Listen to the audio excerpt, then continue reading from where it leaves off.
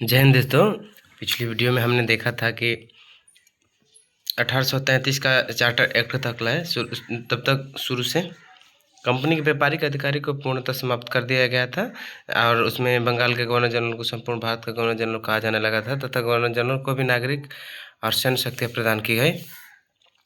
इसके तहत भारत का पहला governor general Lord William Bentinck को बनाया गया था जिसने सती प्रथा को समाप्त किया। बम्बई तथा मद्रास के गवर्नर को विधायिका शक्ति से वंचित कर दिया गया। गवर्नर जनरल को संपूर्ण देश के लिए एक ही बजट तैयार करने का अधिकार दिया गया। भारतीय शिक्षा पर प्रतिवर्ष 10 लाख रुपए खर्च करने का उपबंध किया गया। इसके तहत वर्ष 1934 में लॉर्ड मैकाले की अध्यक्षता में प्रथम विधि आयोग का गठन किया गया। इसी एक्ट के तहत भारत में दास प्रथा को समाप्त किया गया। समाप्त करने के लिए कदम उठाया गया। इसी एक्ट के तहत सिविल सेवकों के चयन के लिए खुली प्रतियोगिता का आयोजन शुरू करने का प्रयास किया गया। उसके बाद आते हैं नेक्स्ट चैप्टर में 1853 का चार्टर एक्ट ब्रिटिश संसद द्वारा पारित किए गए चार्टर अधिनियमों के अंतिम अधिनियम था। ब्रिटिश संसद द्वारा पारित किए गए चार्टर अधिनियमों में अंतिम अधिनियम था। इसके द्वारा पहली बार गवर्नर जनरल को परिषद के विधायी एवं प्रशासनिक कार्यों को अलग किया गया। इसके द्वारा गवर्नर जनरल की परिषदों में 6 नए सदस्यों की वृद्धि की गई, जिससे विधान परिषद में सदस्यों की कुल संख्या 12 हो गई। इसके पहले 6 हुआ करते थे। इसके तहत निदेशक मंडल की सदस्यों की संख्या 24 से घटाकर 18 कर दी गई। देखिए, इसमें गवर्नर जनरल की परिषदों में 6 से संख्या बढ़ाकर 12 कर दी गई तथा निर्देशक मंडल में सदस्यों की संख्या 24 से घटाकर 18 कर दी गई। इसी अधिनियम के समय भारत की आधुनिक शिक्षा प्रणाली को बढ़ावा देने के उद्देश्य से 1854 का वुड डिस्पैच लाया गया था, जिसे भारतीय शिक्षा का मैग्ना कार्टा कहा गया। इसके द्वारा पहली बार भारतीय विधान परिषद में स्थानीय प्रतिनिधित्व प्रारंभ किया गया। इसके द्वारा पहली बार भारतीय विधान परिषद में स्थानीय प्रतिनिधित्व प्रारंभ किया गया। इसके तहत वर्ष 1854 में भारतीय सिविल सेवा के संबंध में मैकाले समिति की नियुक्ति की गई। अब उसके बाद आते हैं भारत शासन अधिनियम 1858। 1857 की क्रांति के फलस्वरूप ब्रिटिश क्राउन ने भारत का शासन कंपनी के हाथों में ले लिया। इस अधिनियम के द्वारा गवर्नर जनरल का पदनाम बदलकर भारत का वायसराय कर दिया गया। इस अधिनियम के द्वारा गवर्नर जनरल का पदनाम बदलकर भारत का वायसराय कर दिया और भारत का अंतिम गवर्नर जनरल एवं प्रथम वायसराय लॉर्ड कैनिंग को बनाया गया। इसके तहत भारत सचिव के पद का सृजन किया गया।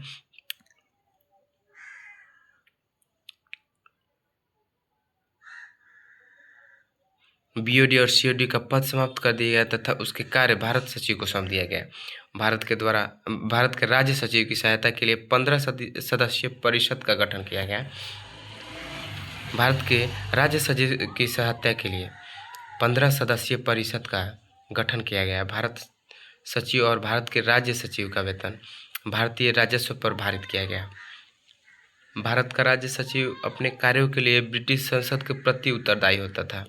जिस प्रकार इस समय का राष्ट्रपति संसद के प्रति उत्तरदायी होता है, उसी समय भी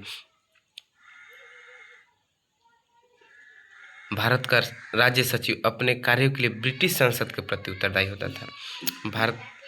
भारत परिषद अधिनियम 1861 इसे ब्रिटिश संसद द्वारा 1861 में पारित किया गया। इसे 1 अगस्त 1861 को लागू किया गया। वायसराय को विशेषाधिकार व आपात स्थिति में अध्यादेश जारी करने का अधिकार दिया गया। वायसराय को विशेषाधिकार व आपात स्थिति में अध्यादेश जारी करने का अधिकार 1861 के अधिनियम के द्वारा दिया गया। वायसराय की विधायी परिषद में 6 से 12 अतिरिक्त सदस्यों को शामिल करने की अनुमति दी गई, जिनमें से आधे गैर सरकारी नॉमिनेटेड होने थे। इसके तहत 1862 में कैनिंग ने 3 भारतीयों बनारस के राजा, पटियाला के महाराज और सर दिनकर राव को विधान परिषद में मनोनीत किया गया था। किसके द्वारा? तो कैनिन के द्वारा। कैनिन के द्वारा भारतीय यानी बनारस के राजा, पटियाला के महाराज और सर दिनकर राव को विधान परिषद में मनोनीत किया था। इस अधिनियम द्वारा कार्यकारी परिषद के सदस्यों की संख्या 4 से बढ़ाकर 5 कर दी गई। भारत परिषद अधिनियम 1852। इसके तहत परिषद के भारतीय सदस्यों को वार्षिक बजट पर बहस करने और सरकार से प्रश्न पूछने का अधिकार दिया गया। एक क्वेश्चन पूछ देता है कि इस किस अधिनियम के तहत भारतीय सदस्यों को वार्षिक बजट पर बहस और सरकार से प्रश्न पूछने का अधिकार दिया गया था? तो भारत परिषद अधिनियम 1892 के तहत। इस अधिनियम को भारतीय राष्ट्रीय कांग्रेस के 1889 से 1891 तक के अधिवेशनों में स्वीकार किए गए प्रस्तावों से प्रभावित होकर पारित किया गया। भारतीय परिषद अधिनियम मार्ले मिंटो सुधार 1909। वायसराय लॉर्ड मिंटो और भारत के सचिव लॉर्ड मार्ले थे उस समय। इस अधिनियम द्वारा सांप्रदायिक प्रतिनिधित्व का आरंभ हुआ। मुसलमानों के लिए पृथक निर्वाचन मंडल तथा पृथक निर्वाचित प्रतिनिधियों का प्रावधान किया गया। वायसराय की कार्यकारिणी में नियुक्ति होने वाले प्रथम भारतीय सत्येंद्र नाथ सिन्हा थे। विधान परिषद के सदस्यों को बजट पर वाद विवाद करने, पूरक प्रश्न पूछने तथा प्रस्ताव पारित करने का अधिकार दिया गया। लॉर्ड मिंटो को सांप्रदायिक निर्वाचन का जनक कहा जाता है। पार्लियामेंटों को सांप्रदायिक निर्वाचन का जनक कहा जाता है। अब आते हैं भारत शासन अधिनियम 1919 का। इसको मॉन्टेग्यू चेम्सफोर्ड अधिनियम भी कहा जाता है, क्योंकि इस समय वायसराय लॉर्ड चेम्सफोर्ड तथा भारतीय सचिव मॉन्टेग्यू थे। इसके तहत देश में प्रत्यक्ष निर्वाचन व्यवस्था और प्रांतों में द्वैध शासन की स्थापना की गई। इसके द्वारा तहत देश में प्रत्यक्ष निर्वाचन व्यवस्था और प्रांतों में द्वैध शासन की व्यवस्था की गई। द्वैध शासन का जनक लियोनस कॉर्टियस को कहा जाता है। द्वैध शासन का जनक लियोनस कॉर्टियस को कहा जाता है। केंद्र में द्विसदनात्मक विधायिका की स्थापना की गई। प्रथम राज्य परिषद तथा दूसरा केंद्रीय विधानसभा। केंद्र में द्विसदनक विधायिका की स्थापना की गई। प्रथम राज्य परिषद, दूसरा केंद्रीय विधानसभा। प्रांतीय विषय को पुनः 2 भागों में बांटा गया, हस्तांतरित और आरक्षित। पहला हस्तांतरित और दूसरा आरक्षित। आरक्षित विषय को प्रशासनिक गवर्नर जनरल व उसकी कार्यकारिणी परिषद के द्वारा किया जाता था, जबकि हस्तांतरित विषय की प्रशासन विधान परिषद के प्रति उत्तरदायी मंत्रियों द्वारा की जाती थी। फिर से देख रहे हैं कि आरक्षित विषय की प्रशासन गवर्नर जनरल व उसकी कार्यकारिणी परिषद के द्वारा की जाती थी तथा हस्तांतरित विषय की प्रशासन विधान परिषद के प्रति उत्तरदायी मंत्रियों द्वारा की जाती थी। इसी एक्ट के द्वारा प्रथम बार महिलाओं को वोट देने का अधिकार मिला। इसी अधिनियम द्वारा वर्ष 1923 के ली कमीशन के अनुशंसा पर वर्ष 1926 में केंद्रीय लोक सेवा आयोग का गठन किया गया। प्रथम लोक सेवा आयोग के अध्यक्ष सर रॉस बारकर थे। प्रथम लोक सेवा आयोग के अध्यक्ष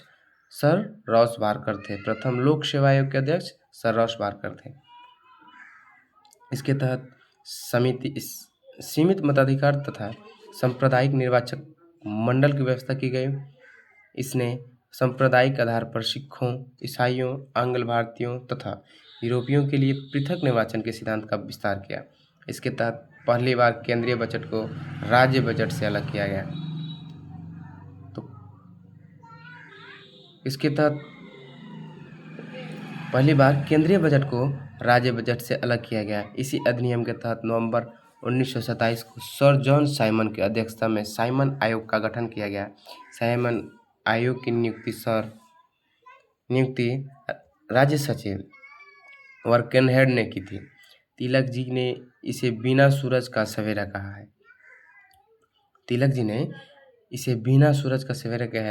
है। इंडियन नेशनल कांग्रेस ने इस अधिवेशन को असंतोषप्रद व निराशाजनक कहा है। इंडियन नेशनल कांग्रेस ने इस अधिनियम को असंतोषप्रद व निराशाजनक कहा है। सुभाष चंद्र बोस जी ने कहा कि इस अधिनियम ने जनता के लिए नवीन बंधन गांठ दिए। भारत शासन अधिनियम 1935। हम जानते हैं कि भारतीय संविधान में सर्वाधिक योगदान अगर किसी अधिनियम का है तो भारत शासन अधिनियम 1935 का है। तो ये देखते हैं इसको। भारत में द्वैध शासन को समाप्त कर केंद्र में द्वैध शासन प्रणाली को शुरू किया गया। इसमें देखिए कि पहला कि प्रांतों में द्वैध शासन को समाप्त कर केंद्र में द्वैध शासन प्रणाली की शुरुआत किया गया। सांप्रदायिक निर्वाचन प्रणाली का विस्तार करते हुए इसमें दलित जातियों, महिलाओं व मजदूरों को शामिल किया गया। इसके तहत मताधिकार का विस्तार किया गया तथा और लगभग 10% जनसंख्या को मत का अधिकार मिला। इसमें प्रस्तावना का अभाव था। इस अधिनियम के द्वारा अखिल भारतीय संघ की स्थापना का प्रावधान शामिल था। संघ में 11 ब्रिटिश प्रांतों में से 6 चीफ कमिश्नरों, क्षेत्रों और देशी रियासतों को बनाया जाना प्रस्तावित था। इसके तहत वर्ष 1937 में संघीय न्यायालय की स्थापना हुई, जो एक अपीलीय न्यायालय था। नोट, इसमें एक मुख्य न्यायाधीश और 2 अन्य न्यायाधीश हुआ करते थे। इस अधिनियम के द्वारा भारत परिषद को समाप्त किया गया। इसके तहत बर्मा को भारत से अलग किया गया। भारत शासन अधिनियम 1935 के तहत बर्मा को भारत से अलग किया गया। मुद्रा एवं शाख नियंत्रण के लिए 1 अप्रैल 1935 को RBI की स्थापना की गई। मुद्रा एवं शाख नियंत्रण के लिए 1 अप्रैल 1935 को RBI की स्थापना की गई। इसी के तहत RBI के प्रथम प्रांतीय लोक सेवा आयोग और 2 या 2 से अधिक राज्यों के लिए संयुक्त सेवा आयोग की भी स्थापना की गई। नेहरू जी ने इसे बिना ब्रेक वाला इंजन रहित गाड़ी बताया। नेहरू जी ने इसे बिना ब्रेक वाला इंजन रहित गाड़ी बताया। पंडित मदन मोहन मालवीय ने इसे ऊपर से लोकतांत्रिक और अंदर से खोखला कहा है। पंडित नेहरू ने इसे दास्ता का घोषणा पत्र कहा। मोहम्मद जिन्ना ने इसे पूर्णतः सड़ा हुआ कहा। इसके तहत केंद्रीय और प्रांतीय सरकारों के बीच शक्तियाँ। संघ सूची में 59 विषय थे, राज्य सूची में 54 विषय और समवर्ती सूची में फिर से 59 विषय। अब आते हैं क्रिप्स मिशन 1942। इसका गठन 22 मार्च 1942 को किया गया। इसके स्थापना के समय वायसराय लॉर्ड लिनलिथगो थे। इनके स्थापना के समय ब्रिटिश प्रधानमंत्री विंस्टन चर्चिल, इनके कुल 3 मुख्य सदस्य और 1 सहायक सदस्य थे। स्टेफर्ड क्रिप्स अध्यक्ष, दूसरा लॉर्ड पैथिक लॉरेंस और तीसरा एवी अलेक्जेंडर। सहायक सदस्य के रूप में सर R.A. बटलर थे।